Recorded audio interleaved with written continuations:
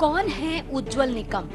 जन्म 30 मार्च 1953, जलगांव, महाराष्ट्र। उज्जवल निकम भारत के जाने माने वकील हैं। उन्हें 26/11 मुंबई आतंकी हमले के मुकदमे और कई अन्य बड़े आपराधिक मामलों में काम करने के लिए जाना जाता है। 1953 Bombay bomb blast case handle किया। प्रमोद महाजन, गुलशन कुमार, कोपर्डी गैंग रेप जैसे हाई प्रोफाइल जघन्य मामलों में राज्य सरकार की पैरवी की। अपनी मेहनत और लगन से वे देश के सबसे प्रसिद्ध वकीलों में से एक। साल 2016 में पद्मश्री से सम्मानित हुए। भाजपा की टिकट पर साल 2024 में लोकसभा चुनाव लड़ा। 13 जुलाई 2025 को राष्ट्रपति द्वारा राज्यसभा के लिए नामित। मराठी पॉलिटिक्स की काट हैं उज्जवल निकम। हाल ही में राज्यसभा में मनोनीत उज्जवल निकम को लेकर एक बार फिर नए सिरे से मराठी विवाद को हवा मिलने जा रही है।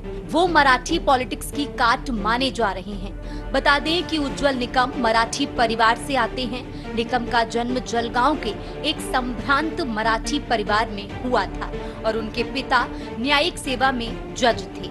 उज्जवल निकम को पिछले साल हुए लोकसभा चुनाव में भी बीजेपी ने टिकट जरूर दिया था। हालांकि कोर्ट रूम में अजय निकम सियासत के मैदान को फतेह नहीं कर पाए।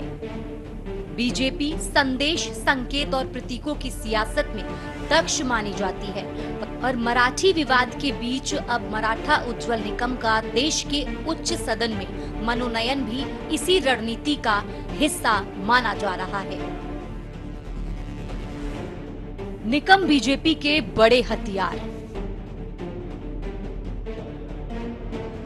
बता दें कि महाराष्ट्र में भाषा विवाद थम नहीं रहा है। मराठी और अंग्रेजी के साथ 1 से 5वीं तक तीसरी भाषा के रूप में हिंदी को अनिवार्य करने के महाराष्ट्र सरकार के आदेश के खिलाफ उद्धव ठाकरे और राज ठाकरे ने आंदोलन का ऐलान किया था।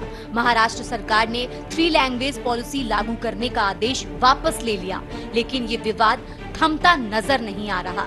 इस बीच उज्जवल निकम बीजेपी के हथियार के रूप में काम आ सकते हैं। आपको बता दें कि साल 2013 के मुंबई गैंगरेप केस में निकम स्पेशल पब्लिक प्रोसिक्यूटर थे। उन्होंने पीड़ितों और उनके परिवारों को न्याय दिलाने में अहम भूमिका निभाई थी। स्पेशल पब्लिक प्रोसिक्यूटर वो वकील होता है जिसे सरकार किसी खास केस के लिए नियुक्त करती है। साल 2008 के मुंबई आतंकी हमले के दोषी अजमल कसाब को फांसी दिए जाने के बाद निकम ने कहा था कि ये भारत के लिए एक बड़ी जीत है। उन्होंने कहा था कि भारत ने कसाब को न्याय दिलाकर उन बहादुर पुलिसकर्मियों और निर्दोष नागरिकों को श्रद्धांजलि दी जिन्होंने आतंकी हमले में अपनी जान गंवाई थी। निकम रणनीतिक मराठी फेस, भाषाई संतुलन का प्रतीक।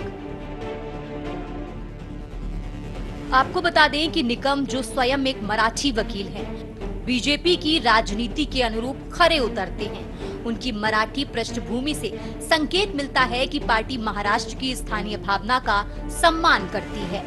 उज्जवल निकम बीजेपी के लिए एक रणनीतिक मराठी फेस और भाषाई संतुलन का प्रतीक बनकर उभरे हैं। भाषा विवाद के समय उनकी बैठक, मराठी होने की उनकी पहचान और पीएम मोदी के कॉल जैसी घटनाओं ने बीजेपी को भावनात्मक और चुनावी दोनों मोर्चों पर लाभ दिलाया। हालांकि चुनाव में वे जीत नहीं पाए, लेकिन पार्टी ने उनका इस्तेमाल राज्य में अपना राजनीतिक संदेश सशक्त करने के लिए किया है। स्पेशल डेस्क के न्यूज़ इंडिया।